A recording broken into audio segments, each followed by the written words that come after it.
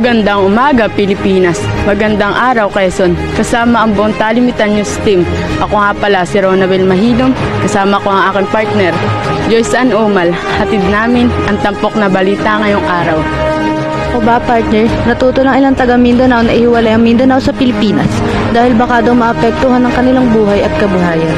Tama ka, partner. Marami nga tumututol sa pinapatupad na iyan ng dating Pangulo.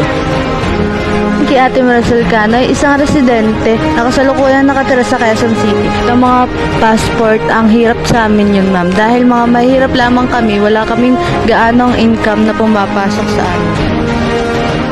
Di lang yan, partner. Tutol din si Ate Esther Banwa na isang residente na kasalukuyang nakatira din sa Quezon City.